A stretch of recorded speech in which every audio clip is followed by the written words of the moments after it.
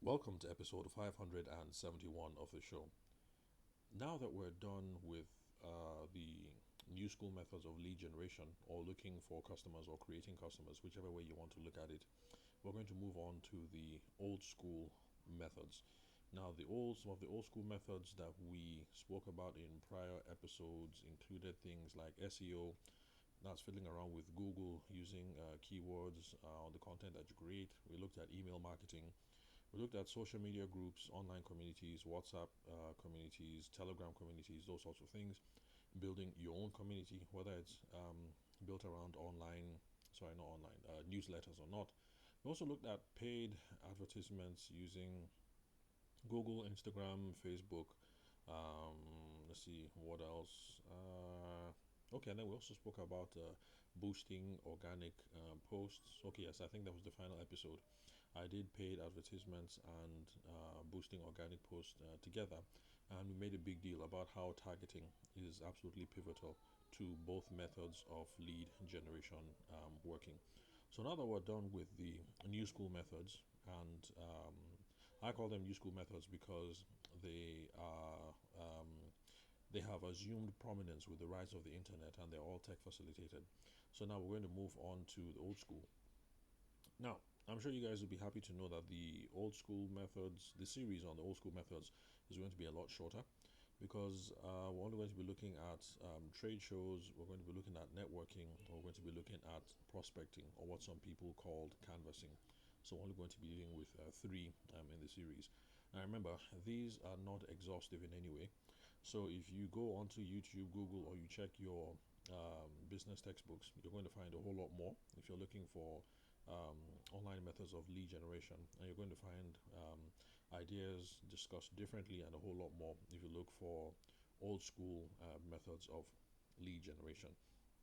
So my goal here is not to come up with an exhaustive list, but just to come up with something that you guys can readily relate to and apply on a day-to-day with your businesses. So today's episode is just to introduce you guys to what the next narrative arc is going to be for the podcast. So in future episodes, we're going to be looking at trade shows, we're going to be looking at networking, and we're going to be looking at prospecting or canvassing and trying to see how we can use that to create customers, to look for customers, otherwise known as lead generation. Now, for those of you who are joining the podcast for the first time, the reason why all this is important is because without lead generation, without looking for customers, without creating customers, whatever it is we want to call it, there is going to be no business. And that is the reason why lead generation, creating customers, is the most important thing that we can do in a business. So, the example that I gave a couple of episodes prior is the same example that I'm going to give now. Some of you are real professional. When I say real professional, I mean that you come from traditional professional academic background. So maybe you studied architecture in uni, or you studied dentistry in uni, or you studied medicine. And so, because of that, you think you are the consummate professional. You do not see yourself as a marketer or as a salesman in any way. But unfortunately, no matter what you studied in uni, no matter what business you are involved in, you are a salesperson, you are a marketer, you are a promoter. Because without sales, without marketing, without leads, without customers, without clients, without whatever it is you want to call it, there is nothing over which we're going to ply our trade or to practice our trade. So, for those of you who studied architecture in university, you might say, no, I'm a professional architect. I'm not a marketer. I'm not a salesperson. But if you do not engage in sales, if you do not engage in marketing, if you do not use any of these new school or old school methods of trying to court business, then there's not going to be any end client over which you're going to practice your architecture skills and do your drawing and what have you. And it's the same whether you are a doctor or you are a dentist. So you're opening up a dental practice in Abuja, or you want to open up a practice as a brain surgeon in Lagos. You have to try any number of ideas that we have discussed in the past concerning new school methods and the old school methods that we are going to discuss over here as well. Now, remember, not all of these methods don't apply to all businesses universally. It depends on the context, and so you have to mix and match and apply as the context determines.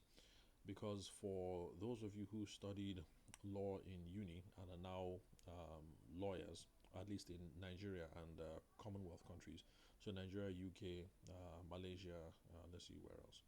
I don't think America is covered by that. Lawyers are not allowed to advertise. So, Google advertisements, Instagram ads, Facebook ads, TV ads, radio advertisements, newspaper advertisements, all those advertisements are off the list. They are not viable options for you if you are a legal practitioner. And I think the same is also for medical doctors in Nigeria. I think because of rules from the Medical and Dental Practitioners Committee or something like that. Anyway, I'm not a doctor, so but I think I remember something like that back from when I was in uni. So because of those sorts of restrictions and disciplinary measures, doctors, you guys can do Google ads, Instagram ads, Facebook, newspaper, TV, radio, whatever. Advertising is out of it. So you might find that for medical practitioners and lawyers, maybe you guys might be doing some of the new school stuff, sorry, old school stuff, like trade shows, sponsoring trade publications, maybe being getting involved in networking. Let's see what else, like business networking, international networking events, dinners, things of that nature. So, but bottom line is, no matter what it is you study, no matter what business you're involved in, you're going to have to involve yourself in some of these activities at some point or the other, especially at the beginning of the business when you are going to be the head honcho and the bread and butter. So eventually, when things get going and you have some staff around you and you guys have come up with standard operating procedures about how to run your business, then you can make all these things somebody else's responsibility. Instagram can be somebody else's responsibility. Placing advertisements can be somebody else's responsibility. I even have a classmate who has a branding apparel business. She's back in Scotland. She didn't leave like the rest of us. And she has now made networking somebody else's responsibility. And I'm curious to find out how that works.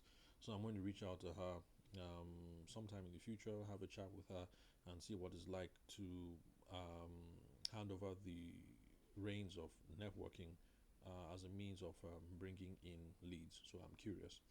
I'm going to assume that it's still working since we haven't had a conversation since then. But anyway, I'll have a chat with her and then let you guys know how that works. Because I've always assumed that when it comes to networking, you'd have to be